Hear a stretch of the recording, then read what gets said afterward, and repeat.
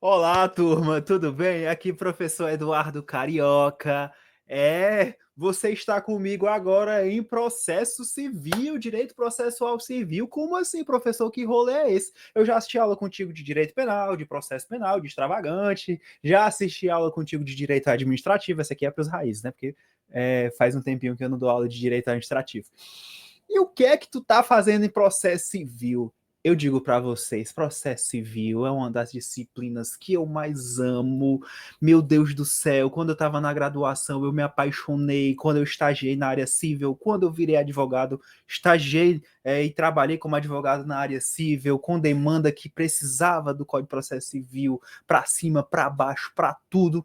Então eu tenho uma afinidade com o processo civil pela minha prática, não só, né, pela experiência teórica, mas pela experiência prática e porque realmente eu gosto muito dessa disciplina, né? Eu lembro que quando eu era advogado, né, agora eu estou na condição de professor, e nesse momento, né, pelo menos a gravação desse vídeo, eu trabalho numa secretaria criminal, mas toda a minha experiência na advocacia foi baseada, né, na sua maior parte, né, no processo civil, no direito processual civil, até porque as principais teses que a gente trazia para o nosso processo, para os clientes, envolviam matérias processuais, né, nem sempre é a matéria de direito, né, nem sempre é o direito material, o direito processual é que vai fazer com que a gente saiba conduzir bem o processo, por isso que eu gosto tanto, e eu vou dar aula para ti de processo civil, a gente vai começar agora das normas fundamentais do processo civil, o tema propedêutico introdutório que te apresenta o Código de Processo Civil e os seus institutos, tá?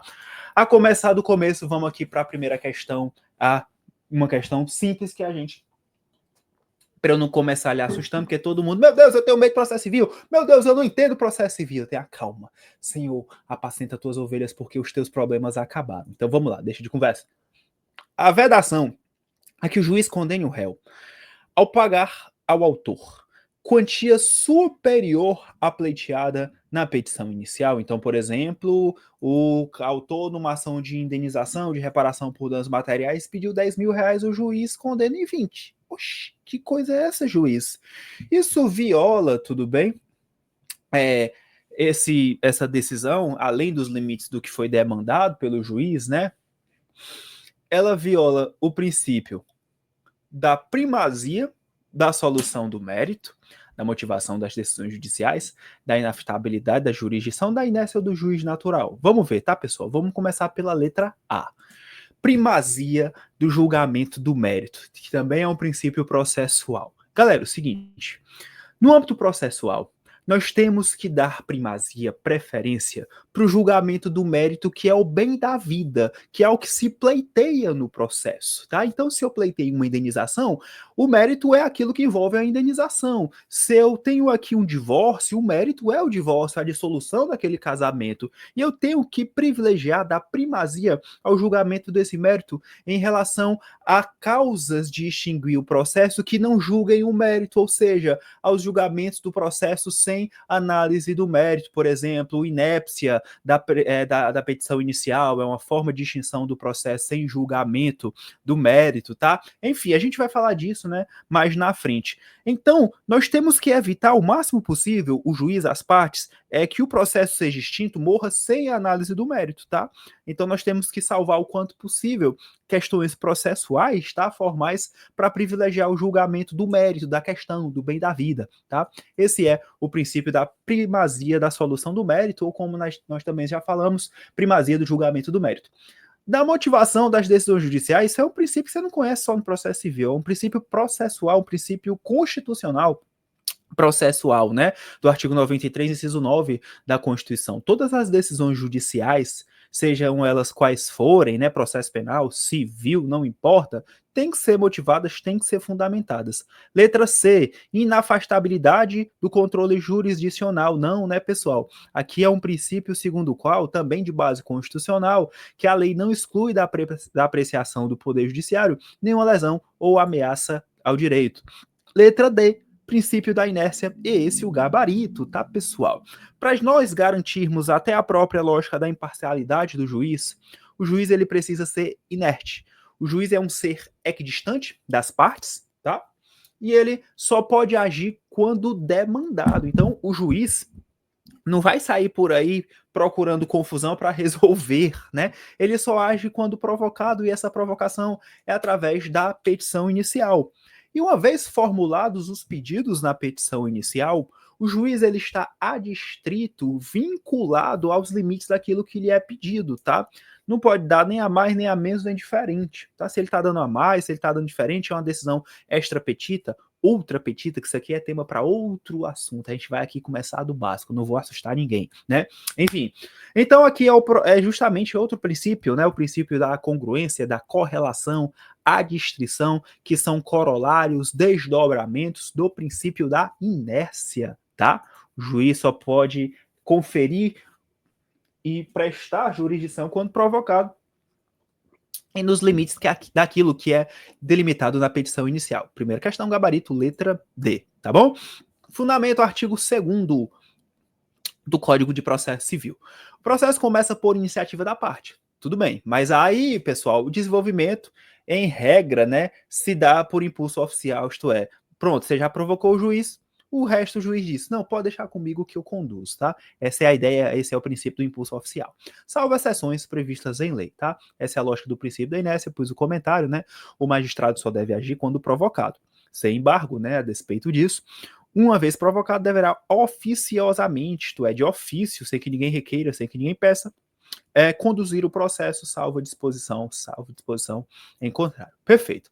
Então tá aqui alguns artigos iniciais para a gente comentar autocomposição e heterocomposição, que são temas que nos são interessantes, tá? Vamos lá. Parágrafo 1º, é permitida a arbitragem na forma da lei, tá? A arbitragem é uma forma de heterocomposição, vamos ver a diferença disso, tá? Parágrafo 2º, o Estado promoverá sempre que possível, lógico, né? Porque tem vezes que o povo não quer solução consensual, quer ir pra peia, pra chibata mesmo, tá? A solução consensual dos conflitos. Parágrafo 3º, a conciliação, a mediação e outros métodos de solução consensual dos conflitos deverão ser estimulados por quem, pessoal? Todo mundo. Todo mundo tem que estimular a solução pacífica, consensual do conflito. Não é só juiz, não. É juiz, é advogado, é defensor, é promotor, é todo mundo. E não só antes do processo, também durante o processo. Tranquilo, gente?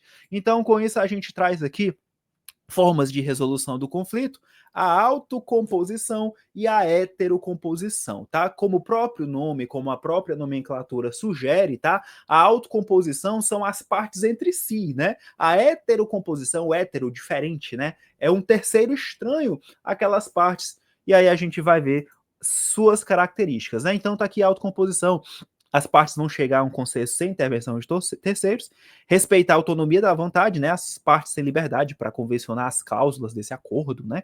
Enfim, pode ser unilateral ou bilateral, pode ser dentro do processo ou antes. Por exemplo, né, conciliação, mediação, renúncia, aceitação, transação. Já o hétero, né, como eu disse, é um terceiro imparcial que resolve a disputa de forma impositiva, ou seja, né, nós não teremos aqui uma forma autocompositiva em que as partes por si só se resolvem, né? O terceiro é que resolve e impõe essa solução. Exemplos, né? A jurisdição, que é aquela que a gente está se referindo aqui, e a arbitragem. Perfeito, moçada. Então vamos lá. Segunda questão. Agora ficou fácil resolver a segunda. Maria, em conversa com Tiago, ambos estudiosos do direito processual civil, afirmou que a jurisdição é o poder-dever do Estado de julgar os conflitos de interesse mediante provocação. Esse é o conceito, né, de jurisdição. Quando a gente falar de jurisdição e competência, eu vou mostrar para vocês conceito de jurisdição, conceito de competência. Sendo vedada a iniciativa do juízo para deflagrar um processo judicial. É certo, tá, pessoal, que esse princípio, né, que Maria se referiu aqui, princípio, aqui, pessoal, de cara a gente já sabe como o item anterior, que está muito claro que é o princípio da inércia, né? Mas vamos falar aqui dos demais princípios, né? Indelegabilidade é um princípio da jurisdição, ela é indelegável, é só o Estado juiz que pode a ter e não delega para ninguém. É juiz natural, ninguém será processado e julgado senão pela autoridade competente, é o juiz natural, que também veda, né, os juízos e tribunais de exceção. Investidura, o juiz que é quem diz o direito, né, quem tem aqui o poder-dever da jurisdição, ele deve ser investido, né, através do concurso de provas e títulos, né, para o ingresso aqui na magistratura. Trânsito em julgado, né, é uma característica que vai aqui deixar a decisão, o comando judicial definitivo, sem que caiba mais recurso ou questionamento. Trânsito em julgado, coisa julgado. Morreu Maria Preá, não tem mais o que recorrer, não tem mais o que fazer. Gabarito da segunda questão, letra B de bola. Perfeito. Tá aqui, pessoal. Vamos lá. Terceira. Ainda dentro das normas fundamentais do CPC, tá? Vamos lá. Perfeito. Terceira questão. As garantias fundamentais do processo trazem diversos direitos e deveres, etc. Sobre o tema, assinale as afirmativas a seguir. Então, bora, né? Vamos lá, analisar. Inciso 1. É assegurada às partes paridade de tratamento em relação ao exercício de direitos e faculdades processuais, tá? Essa paridade é muito importante, tá, pessoal? Não há hierarquia entre o Ministério Público e o juiz, ou o juiz e o advogado, o juiz e o Ministério Público, o defensor e o juiz. Não há hierarquia entre os atores dessa relação processual, né? Nós temos aqui igualdade, a paridade de armas também é um direito fundamental e uma norma fundamental do processo civil, tá? Aos ônus, aos meios de defesa, às faculdades processuais, aos ônus, aos deveres e à aplicação de sanções processuais, competindo ao juiz zelar pelo efetivo contraditório, é claro, né? É o juiz que vai respeitar e zelar pelo contraditório, né?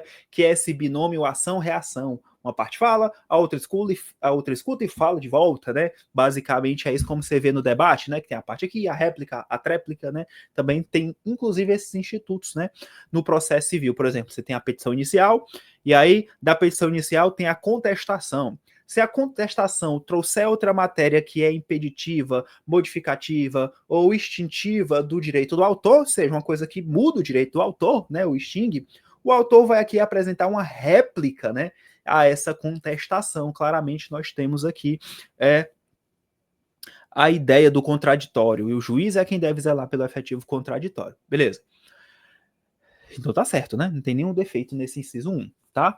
O juiz não pode decidir em grau algum de jurisdição com base em fundamento a respeito do qual não se tenha dado às partes oportunidade de se manifestar. Exatamente, tá, pessoal? É o princípio da vedação à decisão surpresa. O juiz não pode chegar com uma decisão sobre um fato, sobre um fundamento que ele não tenha ouvido as partes, né? Inclusive, isso aqui é uma garantia, né, da própria ideia do contraditório, né? É o princípio da vedação à decisão surpresa. Vou mostrar nos slides seguintes, né? Vedação à decisão surpresa, tá? Perfeito, vamos lá. Salvo quanto à matéria sobre a qual deva decidir de ofício, não. Ainda sobre a matéria sobre a qual deva decidir de ofício, tá? No processo civil, vamos lá, matéria sobre a qual o juiz possa decidir de ofício. Prescrição e decadência, né? Pronto. Prescrição, matéria de ordem pública, né? Que pode ser conhecida a qualquer tempo e grau de jurisdição. Então, o juiz pode reconhecer prescrição de ofício, mas ainda que ele reconheça a prescrição de ofício, antes de decidir, ele precisa ouvir as partes a respeito disso, tá? Para evitar uma decisão surpresa. Até porque, pessoal, vamos aqui entender o fundamento, né? Pode ser que o juiz tenha se equivocado na interpretação dos fatos, das datas, né, e entendido errado a prescrição, né, que provavelmente não tenha ocorrido no processo. Por isso que a gente tem que ouvir as partes, porque o autor pode dizer, excelência, você ouviu, mas tem lá na página tal dos autos uma causa interruptiva da prescrição. Então isso não está prescrito, não. Por isso, né, que mesmo que se trate de uma matéria que o juiz pode conhecer de ofício, né, uma matéria cognoscível de ofício, o juiz pode conhecer de ofício, ele tem que ouvir as partes, porque, como diz Xande de Pilares, todo mundo erra, né? Todo mundo erra, todo mundo vai errar, tá? Inciso 3. As partes têm o direito de obter em prazo razoável a solução, né, integral do mérito. Prazo razoável, claramente, nós temos aqui a duração razoável de processo, né, como uma garantia fundamental e um princípio e uma norma fundamental. E a solução integral do mérito ressalvada a atividade satisfativa, claro, quase não sai, tá? Inclusive atividade satisfativa, né, pessoal? Atividade satisfativa é dar o que se pede, o bem da vida, né? Então, pelo contrário, só está correto o que se diz no inciso 1. Então, vamos conhecer os artigos que tratam a respeito disso. Vamos lá. Artigo 6º. É o princípio da cooperação, tá? Vamos lá. Todos os sujeitos do processo devem cooperar entre si para que se obtenha em tempo razoável a decisão de mérito justa e efetiva, né? Sempre claramente o CPC dizendo primazia do julgamento do mérito, primazia do julgamento do mérito, né? Perfeito. Vamos lá. É assegurada às partes paridade de tratamento em relação ao exercício de direitos e faculdades processuais, aos meios de defesa, aos ônus, aos deveres e à aplicação de sanções processuais, competindo ao juiz, exato, né? É zelar pelo efetivo contraditório. Perfeito. E aí, pessoal, trouxe uma jurisprudência sobre a questão da cooperação, tá? Como o juiz é inerte, pessoal, ele não deve cooperar de modo a substituir as partes, não, tá bom? Então, a cooperação que o juiz pode emprestar para o processo é quando as partes tiverem dificuldade naquilo que elas querem, naquilo que elas pedem, tá? Como assim? Vamos aqui, ó, para a jurisprudência, tá? De olho na jurisprudência. O juiz tem o dever de cooperar com a parte que enfrenta dificuldades para obter informações indispensáveis sobre a outra parte, desde que essa cooperação não substitua o esforço que cabe à parte interessada. Por exemplo, tá? Por exemplo, vamos lá. Suponha que eu vou processar alguém que bateu no meu carro, mas eu não tenho o endereço dessa pessoa. E aí, pessoal, o que é que acontece? Vamos lá. Claro que se houver uma impossibilidade de eu ter o endereço dessa pessoa, é o que o juiz vai me ajudar e buscar nos sistemas o endereço, tá bom? Mas é só diante de uma impossibilidade minha, tá? Por exemplo, se eu tiver o endereço, se eu tiver como conseguir o endereço, por que, que eu vou pedir o juiz para me dar esse endereço? Basicamente é isso, tranquilo? Então, ó, é exatamente a parte que enfrenta dificuldades. Aí o juiz vai obter o endereço, pesquisar nos sistemas, né, oficiar órgãos que tenham cadastro de pessoas, a Enel, a CAGES, né, o Serasa, o SPC, enfim, para ir atrás do endereço desse sujeito, tá? Tá aqui, né? CPC 2015 prevê esse dever de colaboração, permitindo que o juiz auxilie na obtenção de informações necessárias para um julgamento justo e efetivo, mantendo sempre sua imparcialidade. No entanto, essa assistência só deve ocorrer, grifa aí até rasgar a folha, essa assistência só deve ocorrer quando a parte comprovar que fez esforços próprios sem sucesso. E aí é que o juiz vai chegar junto, tá? Além disso, ao decidir sobre a cooperação, o juiz deve analisar a proporcionalidade e necessidade das diligências solicitadas, respeitando os direitos fundamentais envolvidos, tá? Aqui nós temos o recurso especial 2142-350 do DF, tá? Que foi noticiado no informativo 828. Perfeito, tá? E aqui a ideia da vedação à decisão surpresa, né? Não se proferir a decisão contra nenhuma das partes sem que ela seja previamente ouvida. Aí qual é a exceção? O parágrafo único. Tutela provisória de urgência, claro, né, que você chama aí carinhosamente de liminar, né? Você vai pedir uma liminar se for algo urgente demais, não dá tempo de ouvir a parte contrária, né? Esse contraditório, ele vai ser diferido, postergado. O juiz dá primeiro que se pede, aí depois vai ouvir a parte contrária, tá? E as hipóteses de tutela de evidência previstas nos incisos 1 e 2, 2 e 3 do artigo 311, né? Hipótese de tutela de evidência documental, a gente vai ver isso lá nas nossas aulas de tutela provisória. Vamos ter aulas para isso, tá? Perfeito. Artigo 10. O juiz não pode decidir em grau algum de jurisdição com base em fundamento a respeito do qual não se tenha dado às partes oportunidade de se manifestar, ainda que se trate de matéria sobre a qual deva decidir de ofício, ainda que se trate, como exemplo que eu dei, a prescrição que eu tenho que dar ouvidos, né, à parte para que ela, por exemplo, me corrija se eu tiver errado, como diz o seu Otacílio das Garras da Patrulha, né? Se eu tiver errado, você me corrige, especial. Pronto. Princípios da duração razoável do processo e da primazia do julgamento do mérito. Artigo 4º, vimos isso, né? As partes têm direito de obter em prazo razoável a solução integral do mérito, incluída a atividade satisfativa, tá? Perfeito, vamos lá. Quarta questão. Sobre os princípios reguladores do processo civil, é correto afirmar que, letra A, são mandados de otimização, ok? E normalmente devem ser ponderados com outros, exato, né, pessoal? Porque na aplicação dos princípios, tá? nós teremos sempre a ponderação. Nenhum princípio ele anula o outro, né? Nós temos que ponderar, por exemplo, ponderar a duração razoável do processo com o julgamento do mérito, né? Ponderar tudo isso, os princípios não se excluem. Letra B, então, tá errado, né, pessoal? Qual erro? Perdão, né? Não sendo previsto de forma expressa no Código de Processo Civil. A gente acabou de ler um bocado de princípio, né? Então, claramente tá errado. Letra B. A ampla defesa é um princípio típico de direito material, já que garante a chance de provar sua inocência não apresentando relevância no processo. Pelo contrário, né, pessoal? A ampla defesa é você provar sua defesa no processo. Oh, claro que não tem nada a ver, não tem nada a ver, tá? Nada a ver. Letra C. A isonomia processual é um princípio com fonte constitucional que garante às partes paridade de tratamento no âmbito do processo. Eu acabei de falar isso, né? Falei isso na questão passada, que a paridade ela é uma garantia da isonomia, porque entre os atores, né, ninguém é melhor que ninguém, tá? Perfeito. Então, gabarito letra C. Letra D, o princípio do devido processo legal não foi previsto expressamente no Código de Processo Civil, e por isso não é aplicado, muito errado, né? Totalmente errado. Letra E, a duração razoável do processo garante uma solução em tempo adequado a todas as demandas, mas não se aplica ao cumprimento de sentença, não, se aplica a todo mundo, né? Inclusive na fase de cumprimento de sentença. Tranquilo, gente? Então a gente foi aqui até a quarta questão e na aula que vem nós vamos concluir nossa aula de normas fundamentais. Isso é muito massa, né? Processo civil, é legal demais. Até a próxima.